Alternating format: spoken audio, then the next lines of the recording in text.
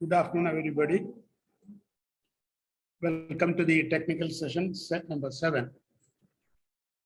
The first dignitary, Professor Jane Catherine Ngila, is addressing us as the beginner of this session. The topic is role of African Academy of Sciences in promoting research partnerships between Global South and North. Welcome. Thank you very much, Professor Chair. Jane Catherine Ngila, a few words on her. She is the acting executive director at African Academy of Sciences, Kenya. She has obtained her PhD from University of New South Wales, Sydney, Australia in 1996. Her teaching and research career started in 1989 when she was employed as a tutorial fellow in Kenyatta University and later promoted to lecturer position in 96. She also worked at the University of Botswana as a lecturer, bar senior lecturer, and at University of Kwazala Durban as senior lecturer before joining University of Johannesburg as a full professor of analytical bar environmental chemistry in April 2011. Professor Ngila is currently the Deputy Vice Chancellor in charge of academic and student affairs at Riara University. She is the immediate former Deputy Director of Institute of Oil and Gas under Kenya Pipeline Company. Her research work is on analytical and environmental chemistry, and she focuses on water quality and pollution monitoring. She is a National Research Foundation of South Africa rated researcher with over 430 publications, comprising of 209 journal articles, 15 books chapters, 17 conference proceedings, 37 keynote invited lectures, and 160 conference abstracts. Professor Ngila has won various awards like African Union Kwame East Africa Regional Women Scientific Award in January 2017. Other awards include Kenyatta University Vice Chancellor Research Award and University of Botswana Research Award. She also obtained several research grants from the Water Research Commission of South Africa, WRC, Council of Scientific and Industrial Research, CSIR, Electricity Supply Commission, ESCOM, also known as ESCOM, and South Africa Synthetic Oil Liquid Company. With this brief introduction, may I invite Professor Jane Catherine Ngila to present the topic. Thank you. Thank you very much, Chair, Professor Dr. Thomas. I would like to take this opportunity to thank the organizers of this conference, in particular, being chaired by Professor Pradeep. Thank you very much for this invitation, sir. I would like also, of course, to thank the Farook College, Postgraduate Research, the Department of Chemistry, for organizing this conference, the convener, Dr. Kavida, the coordinator, Professor Thomas, and all those who participated, distinguished speakers, ladies and gentlemen. It's my great pleasure, really, to join this conference. Yes, I'm a chemist, but today I'm not going to be talking about chemistry. I'm an analytical environmental chemist. We have collaborated with Professor Pradeep in water treatment using nanomaterials, nanotechnology. But I would want to share a little bit more about the African Academy of Sciences and also talk through about research partnerships, particularly in building partnership between the Global South and Global North. Looks like I need to start again sharing this. Right.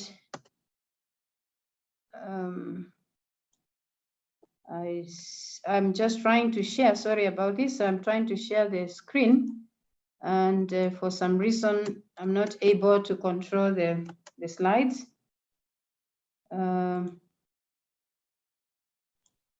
Maybe you will have to remove the background. I mean, the conference background is coming. Oh, I see. Okay. All right. So let me just do that. Sorry about that. So this is a change. In this particular case, I probably need to cancel this. Let's see if that works. It is still shows the background, right? Yeah, it's the background of the conference banner is what is appearing now. Okay. So it should let's be see. fine. Okay. All right. Okay. So let me just share the slides again. Still, I'm struggling to. It's fine now. It's okay now?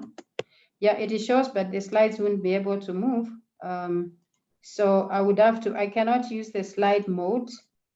Yeah, go to the other mode and then. Yeah, start But video. somehow, yeah, okay, it's fine. Yeah, it's fine. It shows. What it doesn't want to do is to move the slides. Unless what I need to do is to stop that, because sharing the slides, it still comes in slide mode, and it doesn't move from there, which is where the problem is. I'm not so sure why. All right, let's see how else I can control this. New share. Okay, let's do this. Still, I'm struggling to do that, unfortunately. Let's say stop recording, pausing.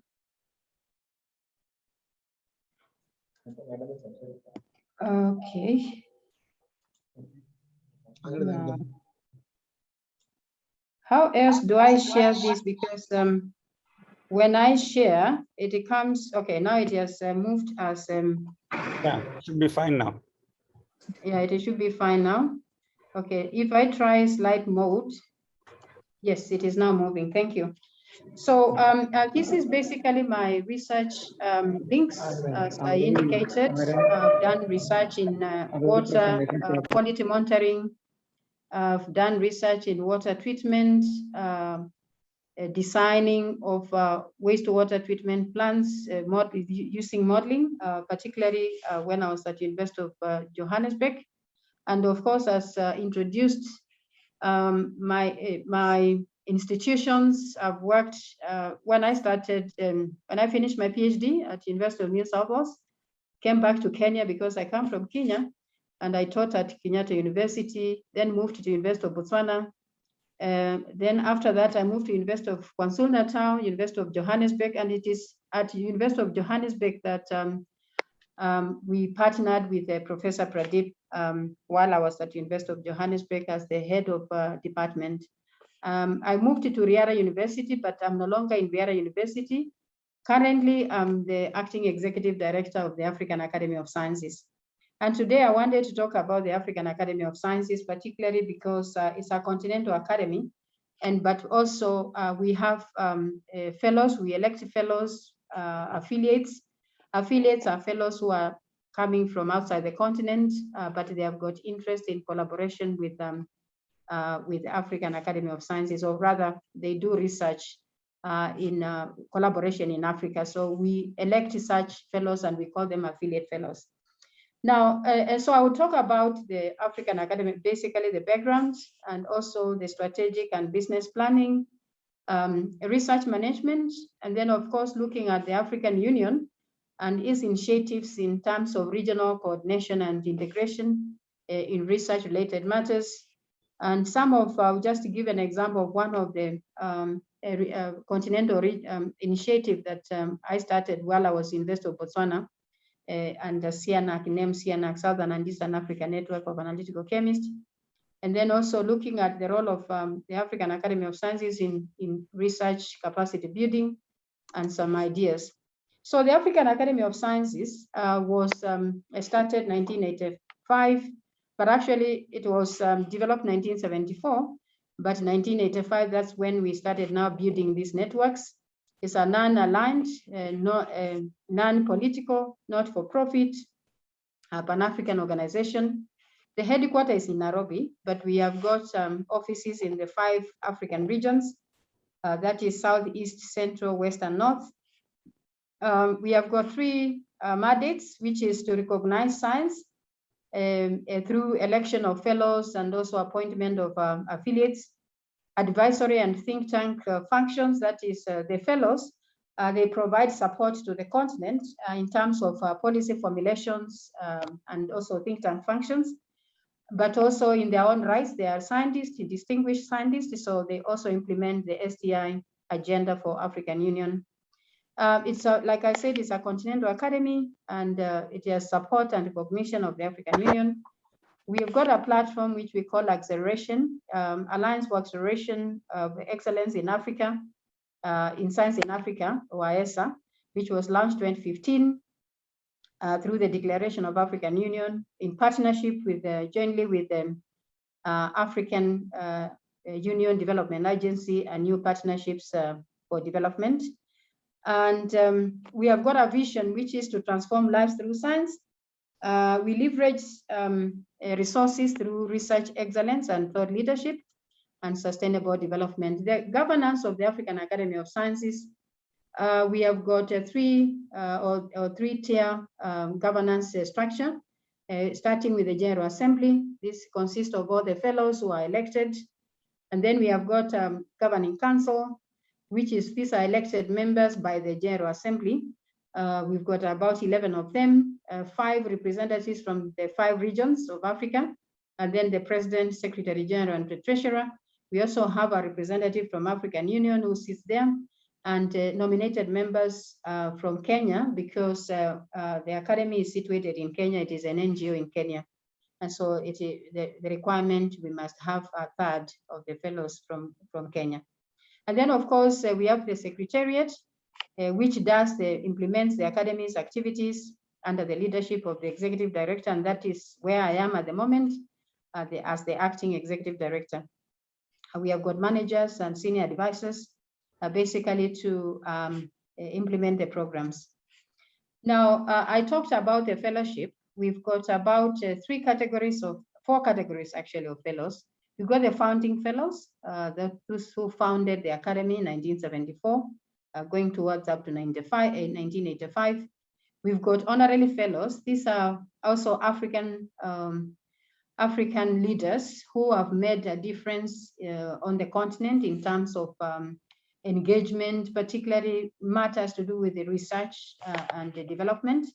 Then we also have the associate fellows, and the associate fellows being the non-Africans, but who have got interest on the continent. And then the fellows who are African by, from African countries, citizenships. And so therefore the Academy has got representatives from literally every single part of Africa. And then we have got a platform that I talked about, the Acceleration, or Alliance of Accelerating Excellence in Science in Africa, which has got 4 goals. That is building research and development leadership and environment, supporting development in terms of innovation and science-driven entrepreneurial culture. And the 3rd goal is to identify and support rising researchers and leaders. These are the early career researchers, developing them, and also identifying critical gaps in the research landscape. And so, it is a business platform that charts the way forward for the Academy in terms of the areas of growth. Now, the Academy has got about 10 thematic areas, the fields and subject areas, the fields including climate change, health and well-being, research in STEM fields, education and gender, early career researchers and youth, social sciences, humanities, water and sanitation, agriculture, and food security and nutritional, sustainable energy and policies. And then, of course, these are the fields, but we also have the subject areas such as chemical sciences and many others as listed there. Now, the criteria for election of the fellows to become a fellow of the African Academy of Sciences, one is scientific excellence, that is the key scientific achievements, demonstrable world-class excellence in research. Publications, we say a minimum of 20, H-index of 20, and also scientific citizenship, which is basically evaluated through the nomination process, particularly science advocacy to promote science and knowledge in Africa and globally, teaching and training responsibilities. And another criteria is the scientific leadership. That is, somebody has to have some global footprint. And also you must have mentored early career researchers, to grow, not necessarily your students, but supporting other type of mentorships, particularly in alignment with the AS vision. The candidates must also be individuals who are very actively involved in research, and if not, they must state what is their role they are going to contribute to the academic growth. We also have another category. Apart from the fellows, we also have the early career researchers, which we call the AS affiliates. And the AS affiliates, these are people who are young, growing up in terms of research. They must have finished their PhD, probably between 2 to 7 years. That is what we call the early career researchers. And these ones, we usually partner them through the mentorship program, where the mentees are being mentored by established researchers. They are supported so that they can be able to address a range of career development needs, including scientific expertise, career paths, and related. And then we've got a program of the African Academy of Sciences, which we call a research management program.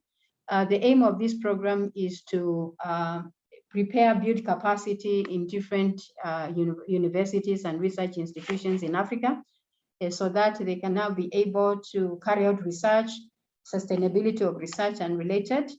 And so this is collaboration between and within African universities and research institutions. The capacity building, particularly using evidence-based benchmarks to address issues that are common across the sector and encourage institutions. Another goal or principle of the research management program is the African leadership supported by global expertise on research management, and they must appreciate the importance of research. So this is one of the areas of growth, because not all institutions or universities in Africa are really engaged in active research. And so the idea is to build capacity in these institutions as well as individuals. So, we do that by looking at whether we have got existing structures and expertise, and then we build on that.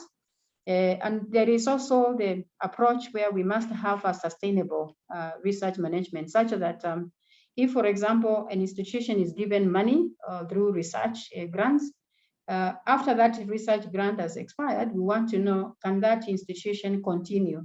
Can it continue with the research culture, research development in terms of publications, and also supervision of students, postgraduate students.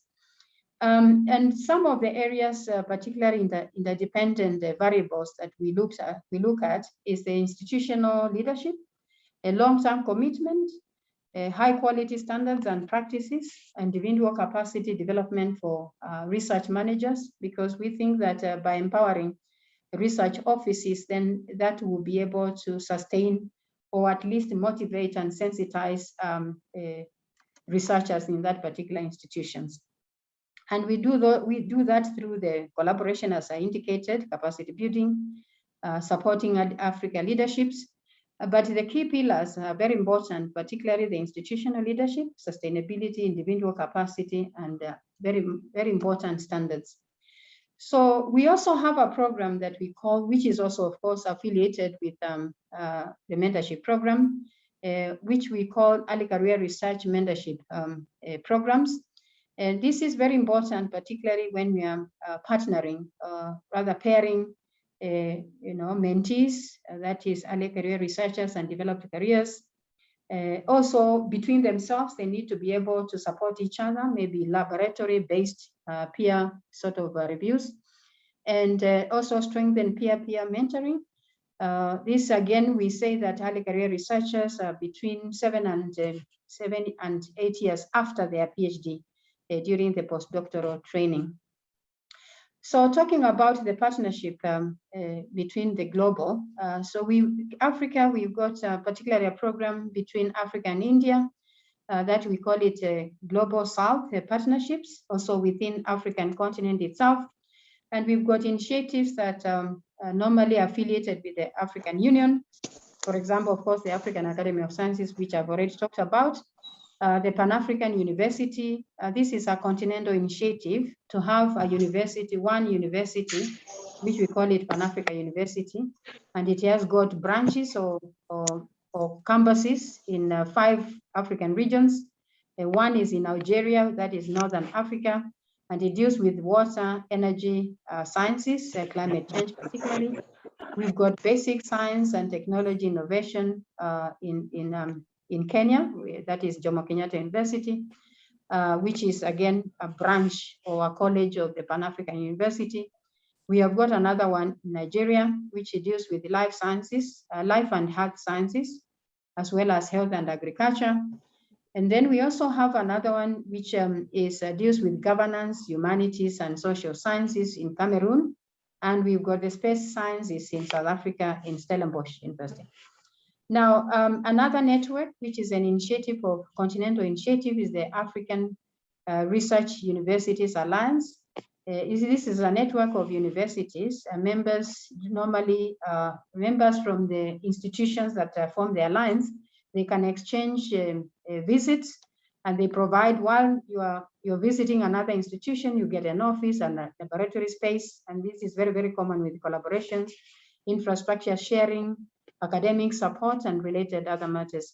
Another organization is the Association of African Universities, and this one normally deals with higher education in Africa through academic and quality assurance, governance of development of institutions. This happens through the supporting of core functions of the higher education institution, facilitating policy environment, creating policies that are favoring the growth of these institutions, providing a platform for discussion on emerging issues on higher education. We also have the Africa Center for Disease Control and Prevention at the CDC. This involves with the laboratory, research laboratory, clinical trials. Now we're talking about vaccine development, and it is, of course, it forms a network with the national public health institutions in Africa. I talked about a research network that I started. I was one of the founding members in 2002, February 2002, while I was teaching at the University of Botswana.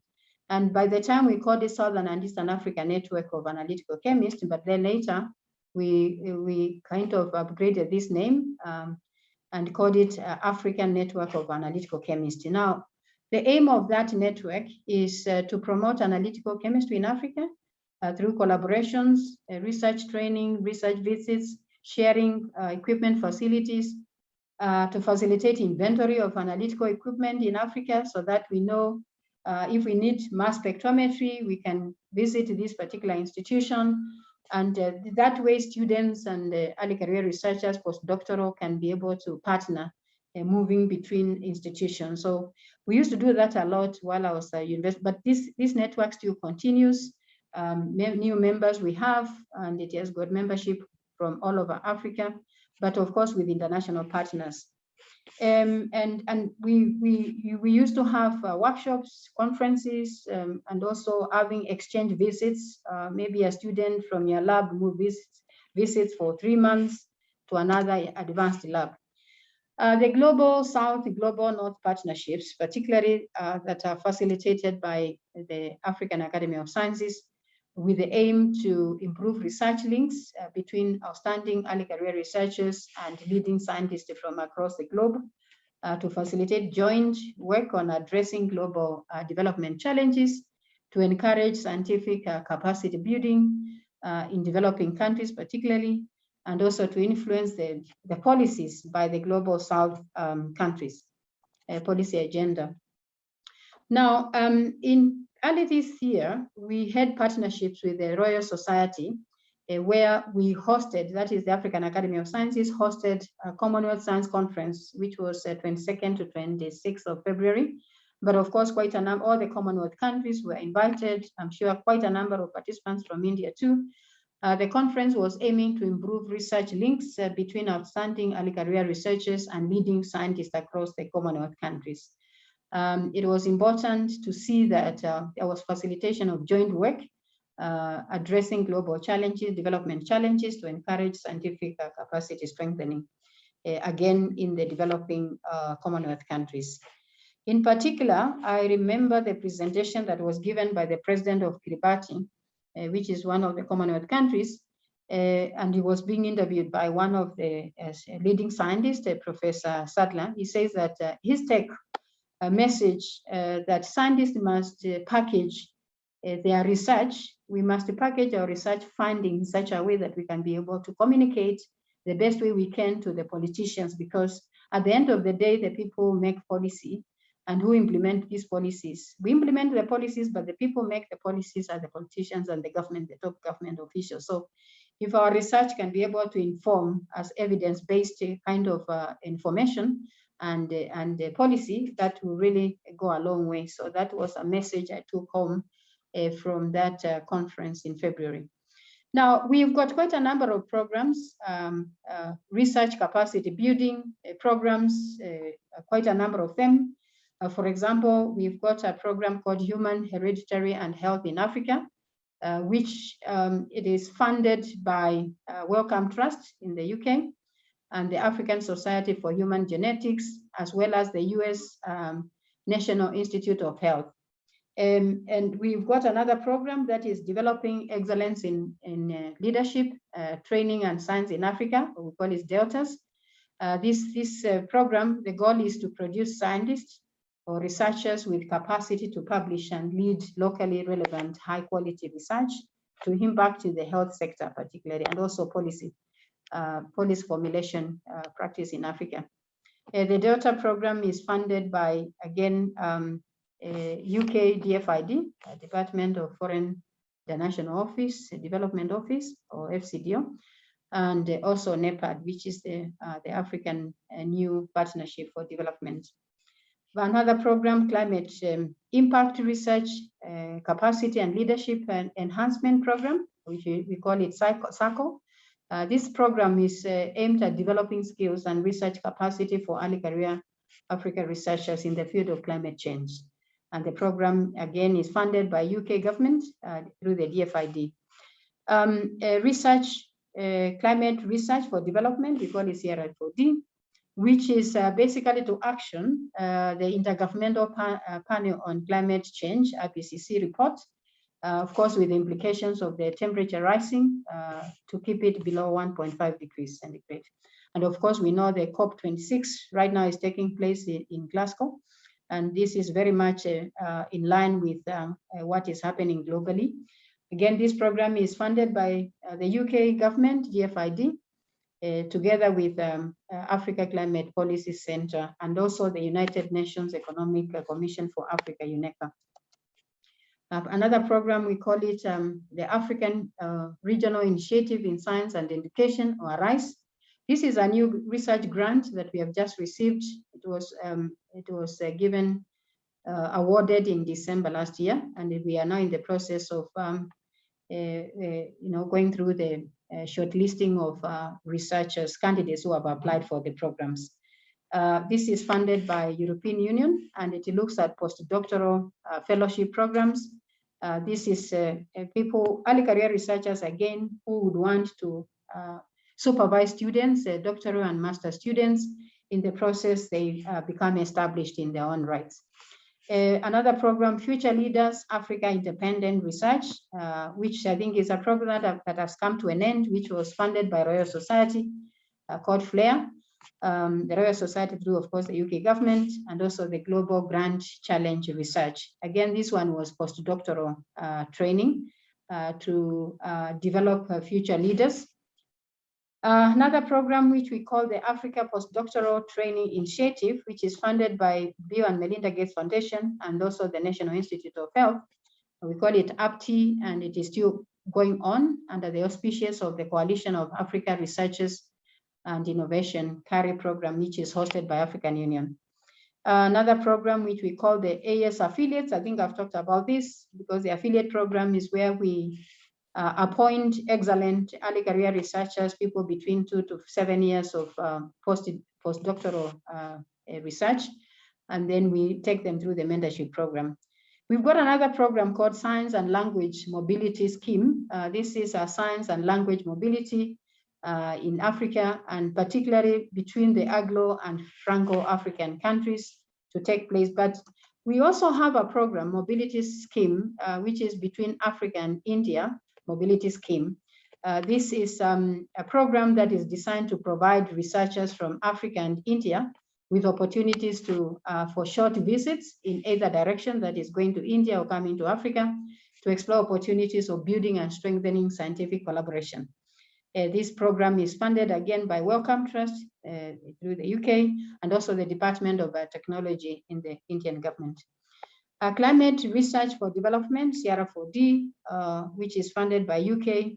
I think I must have talked about this because it's about climate change and looking at what policy the African countries and basically the global South needs to partner together so that can be able to give pressure and pressurize the Western countries in terms of cutting down on emissions.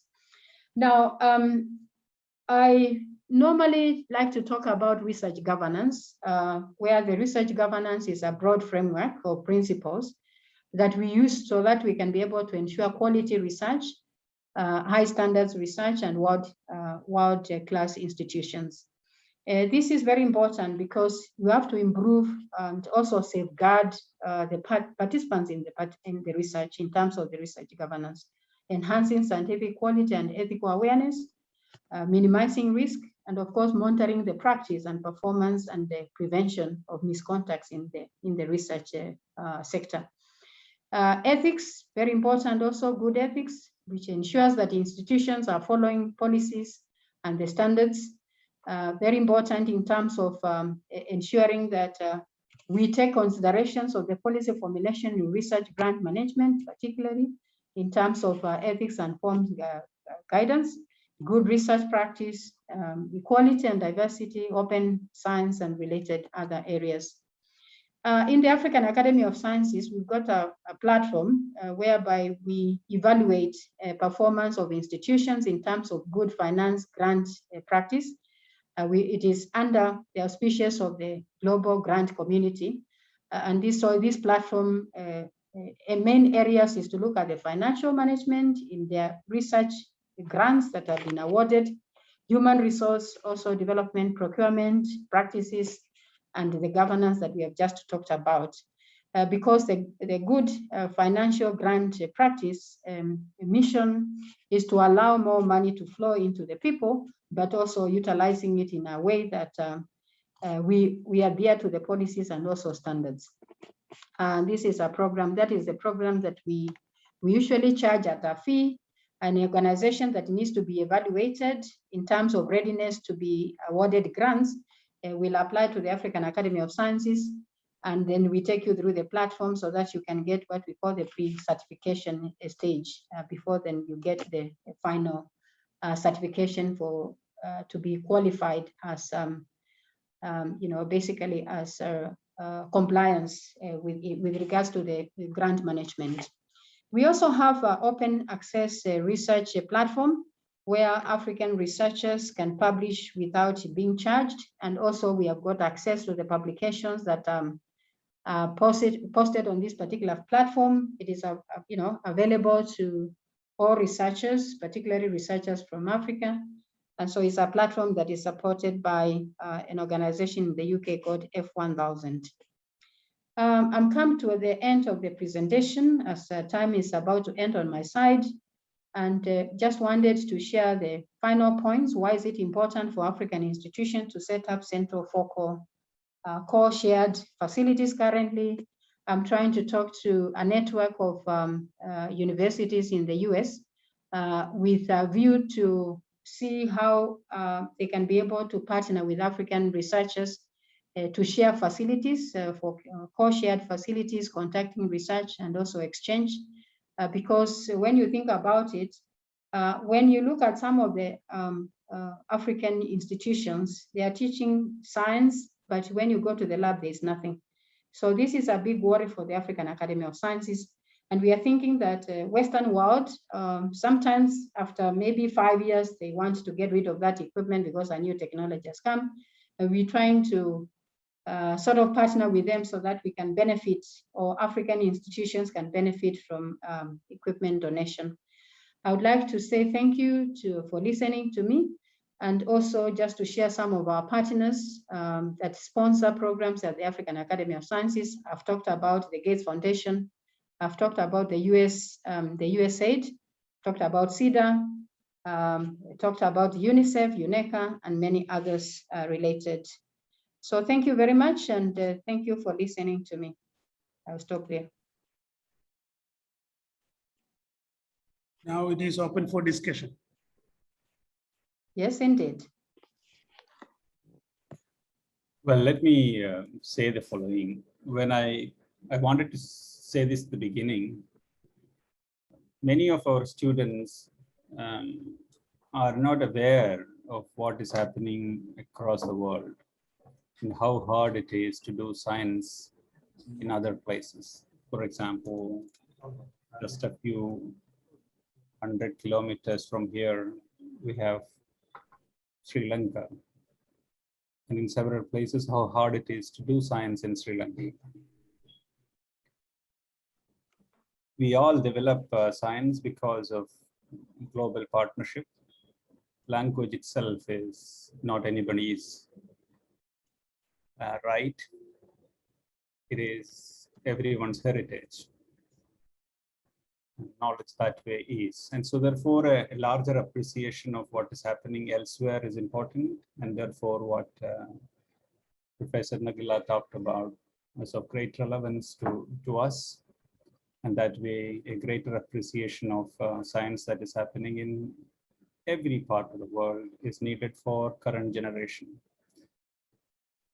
I have this following question to ask you, that there are several students of African origin who study in the state of Kerala, mostly in specific universities in Kerala. They all come to some extent engineering education, a smaller extent in science, and very few for research. What are your thoughts on how to increase the inflow for science, scientific research? Obviously, that there are standard methods of fellowship and things like that. But I also see that certain regions do not get students to India. Mostly we get students from specific countries. I wanted to know your thoughts on it in case there is something that I can. Today I have some kind of a position to suggest something to the government. So therefore, I would like to know. No, thank you very much, Professor Pradeep. For me, I think partnerships are very key. So more so because you find we've got institutions that are really struggling. They don't have the infrastructure yet. We need to produce scientists from these institutions. I'm glad that you have asked this question, because I wanted also to indicate that some of the products from your lab, particularly water filters, are now finding their way to Africa. In particular, Nairobi University is partnering with your institution, Center for Clean Water. And these are some of the areas, and particularly when, for example, we have got researchers coming from your laboratory and other laboratory for people seated on this conference. where students can be able to make exchange, but then for them to make exchange, there has to be some mobility funds of some kind. And so a student has to be given some grant, a mobility grant, whereby they can come to your lab or they come to another laboratory sharing. In fact, also students or even researchers coming from your lab, coming to Nairobi University to come and train the other students who are seated in that laboratory. I think this is the only way we can be able to talk about global research, inflow and outflow in terms of research partnerships and also research exchanges. So what I would urge and suggest to the governments is that we need to have money funds that is set aside, the funds that are set aside about mobility funds. I promise you that if you move from one laboratory to another, you are likely to learn something that you didn't know. And then you take those skills back to the lab that we are coming from. So if governments can be able to set money aside, apart from creating research infrastructure, also mobility funds, getting to know what other people are doing, and we borrow ideas and technologies, I think that is going to be a long way in terms of improving research quality standards by sharing ideas between and across research institutions. Thank you.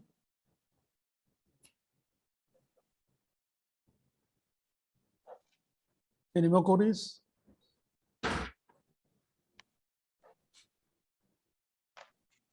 So maybe people seated in this conference would have to take advantage of the India-Africa Mobility Funds.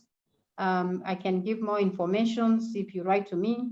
I can give more information in terms of basically the applications, how to apply, so that there is that exchange between Africa.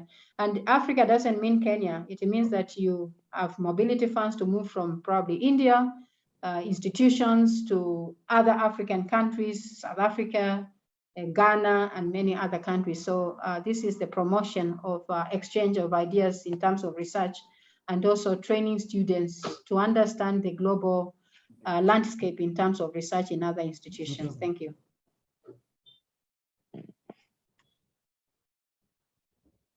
As rightly pointed out by our institute professor, Professor Pradeep, as well as Yes. ma'am, we can have this research collaboration and Yes. research exchanges. And That is Professor correct. Pradeep, being the institute professor, who is a great alumnus of our college, will be Yes. very much helpful in this matter, as Yes. offered by Professor Jane Ngila. Thank you, ma'am. Thank you. Before closing this function, let us present you a memento Thank you. with due respect. Thank you. Thank you very much. Thank you. This will reach you at your destination. Thank Yes, you. it will. Thank you. Thank you. I appreciate it. Thank Thank you. you. Thanks.